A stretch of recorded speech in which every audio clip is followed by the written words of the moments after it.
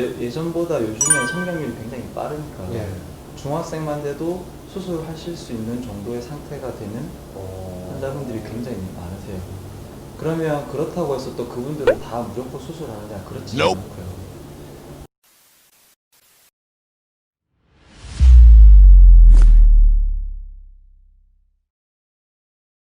자, 여러분 안녕하세요. 신은규 교수입니다. 무더운 여름, 이제 장마도 끝나고 본격적인 무더위가 시작되었는데 잘 지내고 계시는지 모르겠습니다. 이 얼마 전부터 사실 수도권을 중심으로 이 코로나 제2차 확산이 많은 우려를 낳고 있습니다. 그런 와중에도 우리 SMS 의료관광협의회의 회원 의료기관을 찾아오는 저의 발걸음은 오늘도 계속되었습니다. 오늘은 특별히 이 서면 복개로에 있는 이 KTNG 상상마당 바로 길 건너에 있는 라인업 치과를 찾아왔습니다. 라인업 치과에 이제 홍 원장님 옆에 자리 같이 하셨고요. 여러분들하고 이제 이 라인업 치과에 대한 이야기들을 조금 더 진행시켜 보도록 하겠습니다. 시작에 앞서서 우리 홍 원장님 간단한 소개 좀 부탁드리겠습니다. 네. 예. 반갑습니다. 라인업 치과의 홍윤표 원장입니다. 저는 구강 안면 외과 전문이고요.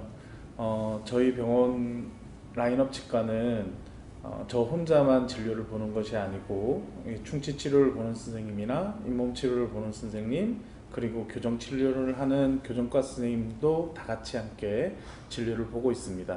이런 모든 선생님들이 모여서 충치 치료부터 우리가 흔히 말하는 충치 치료, 잇몸 치료, 교정 치료, 양악 수술까지 모든 진료 과목을 함께 보고 있습니다.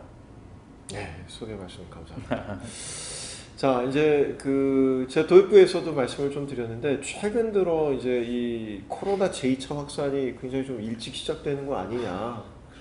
그러면서 사실은 많은 사람들이 치과에 대한 우려를 굉장히 많이 하고 있거든요. 원장님 요즘 이제 어떻게 대비하고 계시는지 조금 말씀해 주시면 좋겠습니다. 저희도 사실 치과에서 바이러스 감염이 굉장히 좀 우려스럽기 때문에 사실 굉장히 촉각을 곤두세우고 있습니다. 방역 당국의 지침에 따라서 매번 소독도 하고 있고, 또 이제 출입하시는 모든 환자분, 보호자분 다 이렇게 체온 체크를 한다든지 방문 기록을 남긴다든지, 또 환자분들을 모두 이제 해외여행 이력을 다 조회를 해서 네, 그런 부분들을 이제 열심히 이제 차단을 하려고 노력을 하고 있습니다. 다행스럽게도 아직까지는 저희 병원에서 아직 감염자가 한 명도 안 나와서 조금 안심은 하고 있는데 최근에 다시 또 확산되는 기미가 보여가지고 이런 부분들 때문에 저희가 이제 전 직원이 사실 엘리베이터 내리자마자 체온도 재고 뭐 혹시 특별한 이상은 없는지 문진을 특히 더 강화하고 있습니다. 여러분, 치과에 오시면 많은 선생님들이나 스태프분들이 이게 그 마스크 하고 계시는 거를 볼 겁니다. 그래서 진료 받으시는 와중에는 뭐 어쩔 수 없지만 이곳에 오시거나 또는 나가실 때는 반드시 마스크 착용을 해주시기를 좀 부탁을 드리고요. 이제 본격적인 이야기를 좀 시작해 보도록 하겠습니다. 아까 우리 홍 원장님이 그 소개하실 때 이게 좀 발음하기가 좀 애매해요. 구강악 안면 치과 전문의시거든요. 근데 이걸 전 맨 처음에 잘못 외울 때는 이게 안면 치과 전문 교정의 뭐 교정 전문의 뭐 이렇게 좀 이 용어들이 굉장히 많이 이제 좀 입에 잘 붙지 않았었습니다. 그래서 이 구강악 안면 교정 전문의 맞습니까? 구강 악안면 외과 전문입니다. 구강 악안면 외과 전문의. 네. 좀 어떤 건지 좀 구체적으로 좀 소개가 좀 필요한 것 같아요. 네. 일반인들은 이게 그렇죠. 좀 잘 말이 너무 어려워가지고요. 그러니까 특히 악자하고 안자하고 같이는 그렇죠. 악안 이게 좀 발음하기 쉽지 않아요. 맞아요. 이제 치과에도 세부 전문 분야가 있습니다. 각각의 전문의가 다 따로 있고요. 이제 그 11개 정도가 되는데 거기서 이름이 제일 길고 어렵습니다. 그게 벌써 11개나. 네, 그렇습니다. 그리고 구강악 안면이니까 구강은 입을 말하고요. 악은 턱을 설명하고 있습니다. 그리고 안면은 얼굴. 그러니까 사실 한글로 이름을 바꾸자라는 얘기들도 있는데 이제 바꿔보면 예. 그러니까 입안, 턱, 얼굴 수술 전문의라고 할 수 있겠습니다. 입안, 턱, 얼굴 수술 전문입니다. 결국에 얼굴에 다 있는 거 아니에요? 그렇긴 하는데 예. 사실 이제 보통 저희가 이제 구강암면외과 전문의가 알려진 게 예. 양악 수술이 한때 이렇게 많이 이제 홍보가 되면서 예, 예. 구강암면외과 전문의들이 알려지게 되었는데 실제로는 이제 그 이전부터 이렇게 굉장히 광범위하게 얼굴 영역에 나타나는 암이라든지 예. 골절, 부러지는 사고가 나서 부러졌을 때 예. 골절이라든지 뭐 예를 들면 기형, 그러니까 뭐 구순구개열 환자분들 있죠. 이런 분들 이제 수술을 한다든지 맞죠. 이런 다양한 분야에서 수술을 하고 있는 외과 전문의라고 할 수 있겠습니다. 그렇죠. 사실은 이 구순 9개월 말씀하셨으니까 이야기지만 구순 9개월 환자들이 이 의료계에서 굉장히 많은 좀 주목을 받은 적이 있었어요. 그래서 제가 알고 있는 그 서울대 성형외과 과장 지내신 그 의사 선생님도 사실은 우리나라에서 이 어린이들의 구순 9개월 수술을 하시면서 성형외과가 우리나라에 이제 들어오기 시작했다 이렇게 이야기하신 게 기억이 나거든요. 그러니까 지금 이야기하신 구강 안면 이 외과 전문의도 네. 사실은 이 구순 9개월에서 이제 시작되기 시작한 거다 이렇게 인식하면 됩니까? 뭐 굉장히 좀 다양한 분야들이 있었는데요. 이제 입 안에 이제 어린 애들을 같은 경우에는 치아가 아직 발육되기 전이라서 사실 성형외과에서도 수술을 하고 구강외과에서도 수술을 하기는 했는데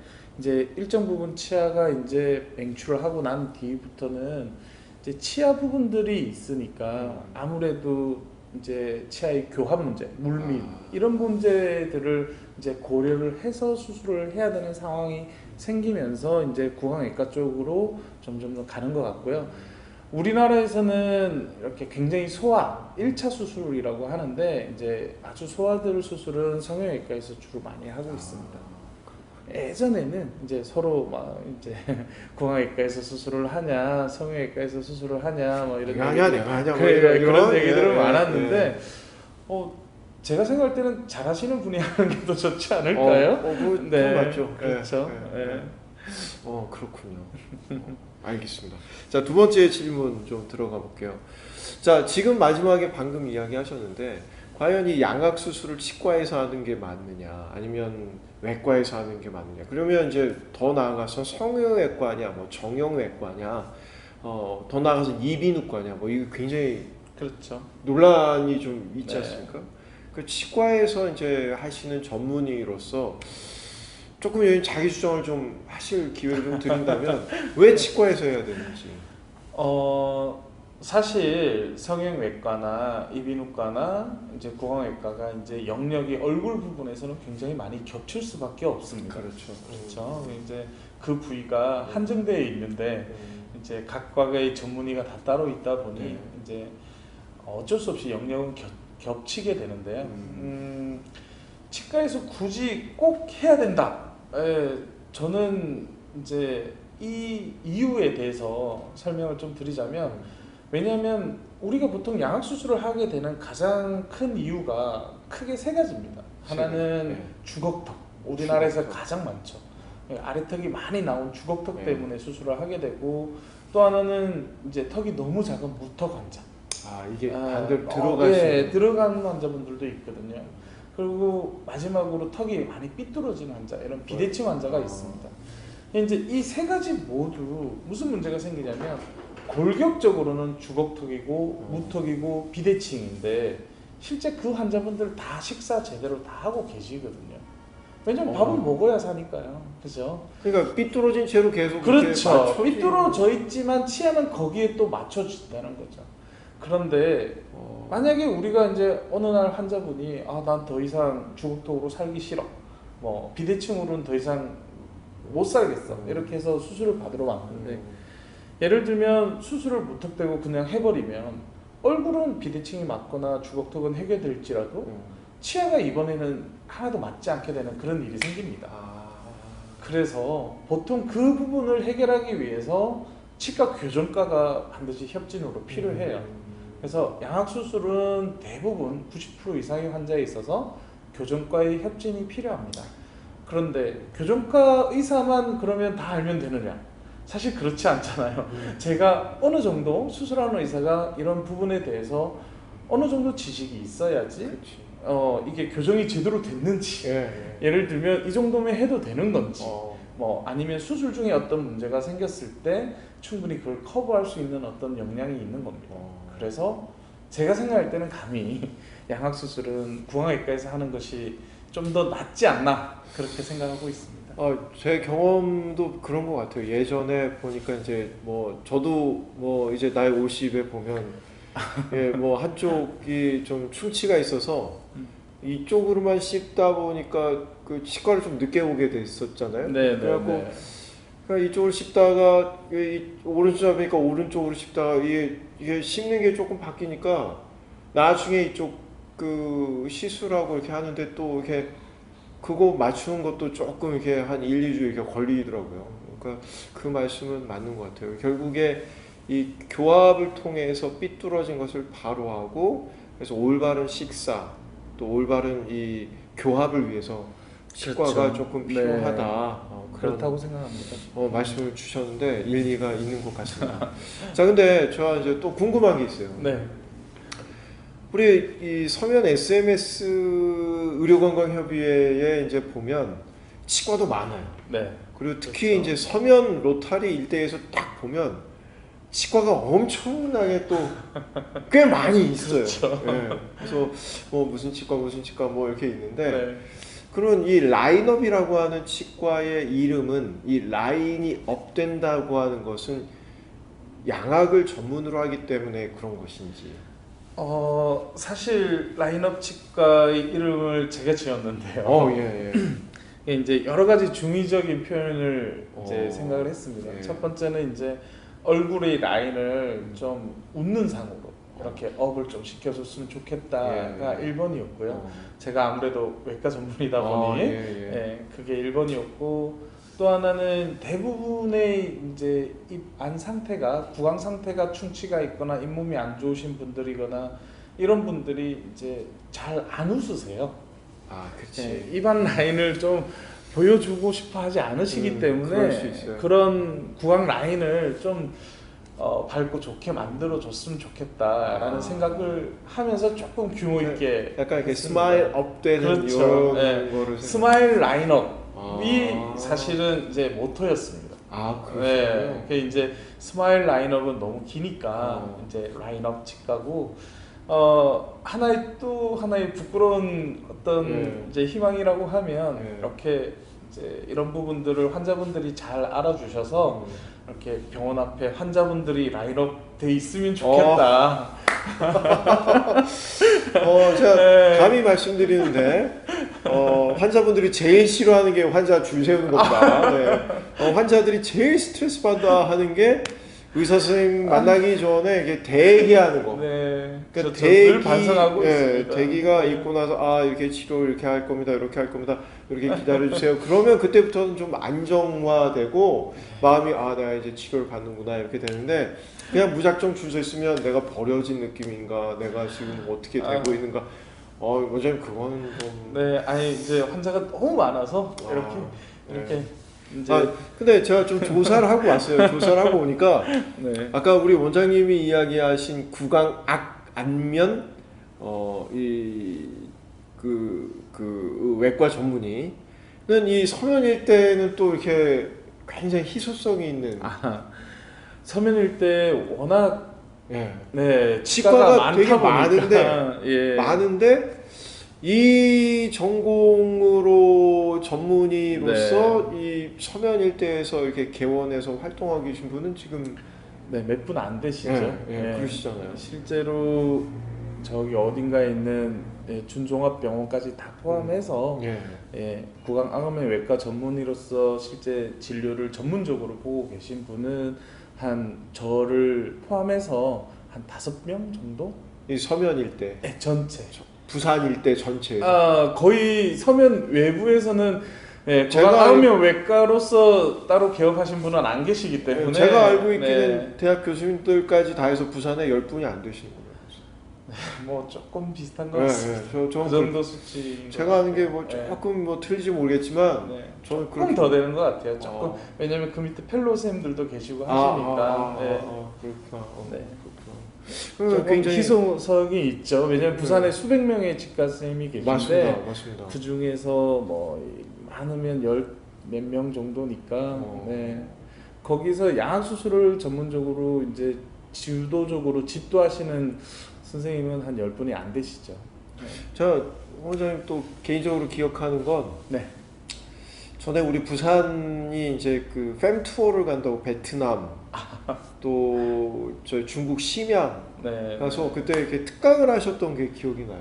네. 그리고 그때 환자분들의 어떤 케이스인데 이게 뭐 치아 정도가 아니라 이 턱 관절이 없는 분의 이 턱에 뼈를 만들어서 그 뼈가 완성이 된 상태 그 이후에 임플란트 하셨던 그 케이스가 있는데 네, 그걸 기억하시는군요. 이제 외국 환자분이셨어요. 예. 그러면 이제 외국에서 오신 환자분이 이제 러시아 환자분이셨는데 이제 그 젊었을 적에 좀 특이한 외상을 많이 받으셔가지고 그 얼굴의 앞골이죠. 턱뼈의 일부가 아예 이렇게 위턱이었는데 위턱의 일부가 한 3, 4cm 정도가 아예 이제 구간이 없는 환자분이셨어요. 예, 아예 없으셨는데 이제 그 환자분이 이제 나이가 좀 드시고 자리도 안정을 잡으시고 하시니까 이렇게 이제 나도 이제 일을 좀 해서 마음 편히 한번 맛있는 거 좀 먹고 싶다. 그리고 이제 그분이 제가 알기로는 모스크바도 가셨고 베이징도 가셨고 여러 군데를 가셨어요. 근데 이제 좀 너무 기반이 없으니까 조금 힘들다라고 하셨는데 제가 이제 그때는 좀 젊었을까요? 호기롭게 지금 생각해 보면 러시아 환자분들 좀 무서우신데 호기롭게 해드리겠다고. 네, 그래서 이제 그 환자분 같은 경우는 인공뼈로는 너무 기반이 좀 부족했기 때문에 이제 골반뼈를 이렇게 전신 마취를 해서 이식을 해가지고 골반뼈를 네, 조금 이렇게 골반뼈를 이제 거기 우리가 골수도 채취하잖아요. 그러니까 예, 골반뼈 쪽이 이렇게 흔히 말하는 뼈가 생기는 포텐셜이 굉장히 크거든요. 그렇습니다. 네, 그래서 이제 그쪽 뼈를 좀 떼가지고 이렇게 이식을 했는데 다행히 굉장히 성공을 해서. 그래갖고 저는 그 케이스를 보고 야 저런 게 치과에서 저런 수술이 가능하구나. 치과니까 가능한 것이죠. 이제 구강외과니까. 네, 우리가 이제 예를 들면 구강외과 의사들이 외부에서 골반뼈나 아니면 아래쪽 다리뼈라든지 갈비뼈 이런 거를 실제로 절취를 해서 이제 부족한 턱뼈를 이렇게 재건을 하거든요. 네. 그럼 그건 기간 얼마 정도 잡아야 돼요? 그 환자분 같은 경우는 골반뼈를 떼고 한 6개월 정도 기다린 다음에 임플란트를 다 하셨고 총 치료 기간은 한 10개월 정도 걸렸던 것 같습니다. 그러면 계속 러시아에서 왔다 갔다 그래, 너무 부지런히 왔다 갔다 하시더라고요. 이게 이제 가장 최근에 그 임플란트가 다 되고 5년 체크를 한번 하셨는데 굉장히 상태가 좋게 유지를 하고 계시더라고요. 네, 그래서 그분은 진짜 수지 맞으셨네. 지금 같으면 지금 뭐 왔다 갔다 국제적으로 못 하니까. 그렇죠. 야, 혹시 뭐 이거 영상을 확인하고 계신다면 정말 축하드리고 관리 잘하셔서 지속적으로 계속 맛있는 음식 잘 드시기를 바랍니다. 제 지인들 중에 좀 여쭤봤어요. 네. 양악 수술에 대해서 들어본 적이 있냐고.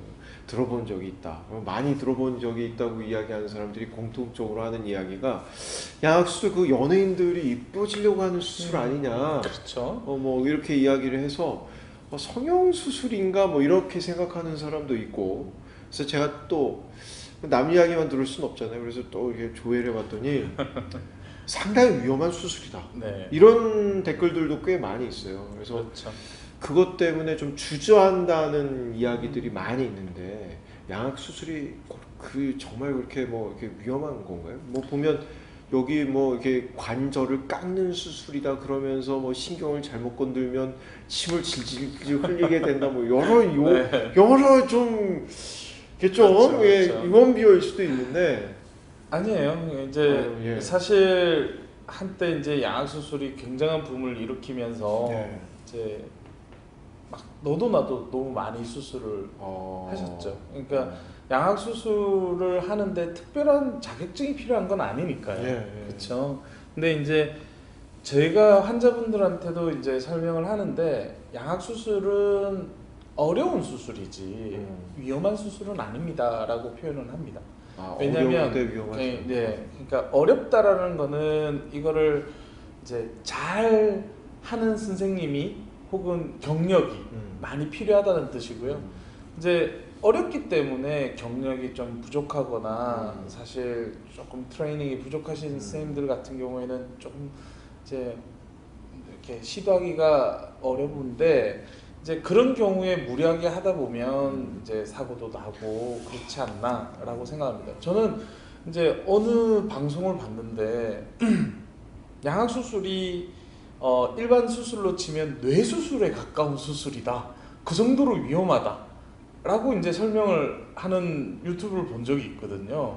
그건 제가 알기에 좀 잘못된 것 같은데. 그렇죠. 그러니까 왜냐하면 이제 그런 위험한 수술이라는 거는 수술을 의사가 성공적으로 잘 해도 그 결과가 뭐 사망을 할 수 있다든지 아주 위험에 빠질 수 있다든지 뭐 우리가 예측하지 못했던 너무 많은 일이 일어나는 걸 위험한 수술이라고 하는 거죠. 예를 들면 뭐 심장을 이식을 한다든지 뭐 이런 수술은 의사가 성공을 해도 이식 거부 반응이 나타날 수도 있잖아요. 그러니까 그런 게 위험한 수술이고 어려운 수술이라는 거는 시술 과정 자체가 고려할 대상이 너무 많은데 그걸 이제 숙련되게 잘 하기만 하면 큰 문제가 안 생기는 그런 걸 저는 어려운 수술이라고 표현을 합니다. 환자분들한테 이게 굉장히 전문가적이고 이렇게 난이도가 있는 수술이지 수술을 성공한다고 해도 뭐 위험에 빠지는 그런 수술은 아니다라고 설명을 드리고요. 대략 한 15년 전부터 이제 막 붐이 일었잖아요. 예, 그때 이제 일반인 분들, 인터넷이 그때 또 막 발달하면서 이제 많은 환자분들이랑 환자 보호자분들이 알게 되었기 때문에 환자분이나 환자 보호자분들께서 이제 양악 수술이 한 10년, 20년 된 수술이 아닌가 그런 얘기들을 많이 하세요. 근데 양악 수술은 실제로 1960년대부터 이렇게 아름아름 하다가 이제 한국에서도 80년대부터 많이 했거든요. 그러니까 지금 계산해 보면 횟수로만 따져도 벌써 3, 40년이 넘었잖아요. 그렇죠.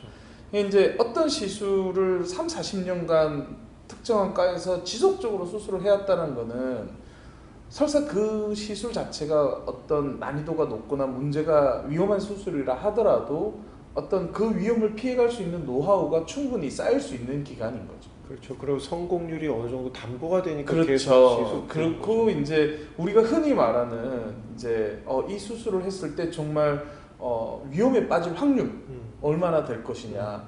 보통 정상적인 어떤 커리큘럼을 다 거치고 이제 수술 케이스가 어느 정도 충분히 트레이닝이 되신 분이 수술을 했을 때 예를 들면 지금 대학병원 각 전국에 있는 대학병원이 11개가 있는데 그 대학에서 양악 수술을 했을 때 그러면 한 해에 몇 명 정도가 사망 사고가 일어나느냐 사실 거의 없고 그렇죠.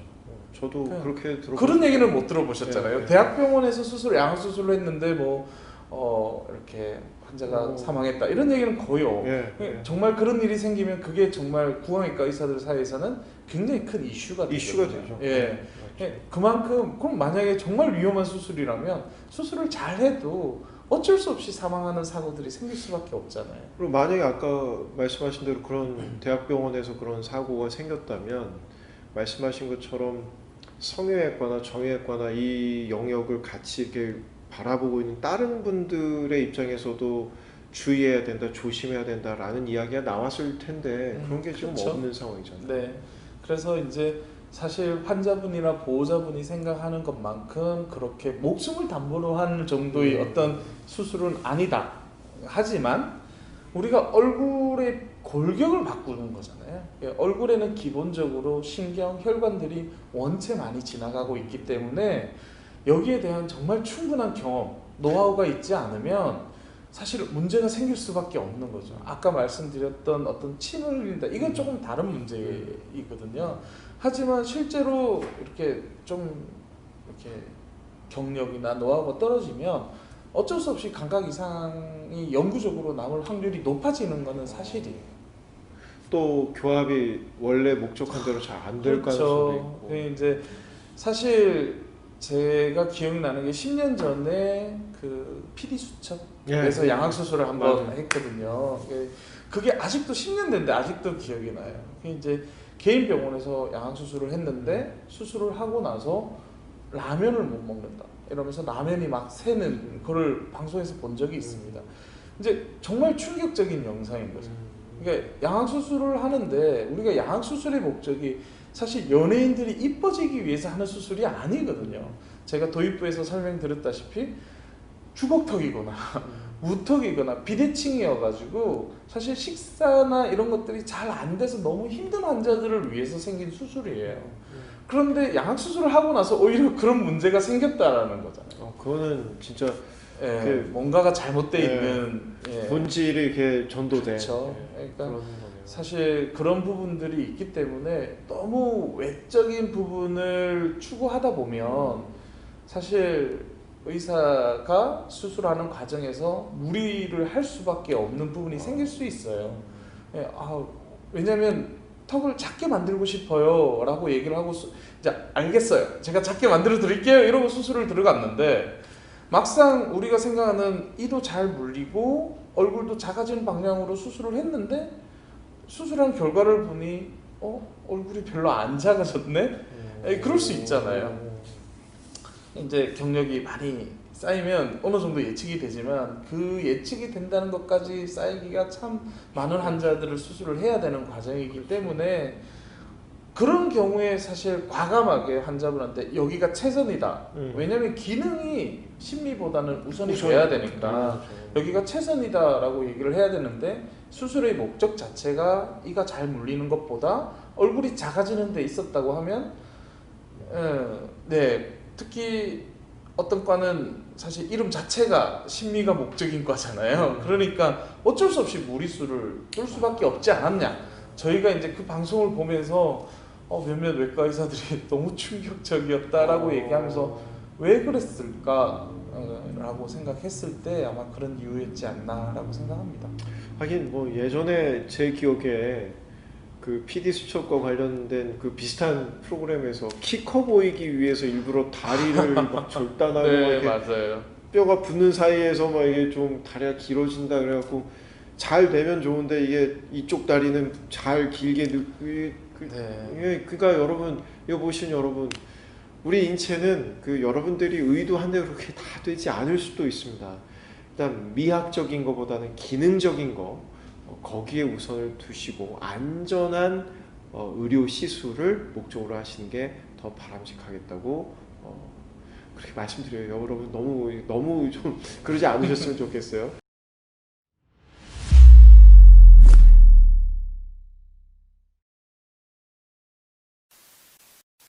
환자분 대부분 문제가 해결된 걸 보니까 이렇게만 되면 너무 좋겠습니다.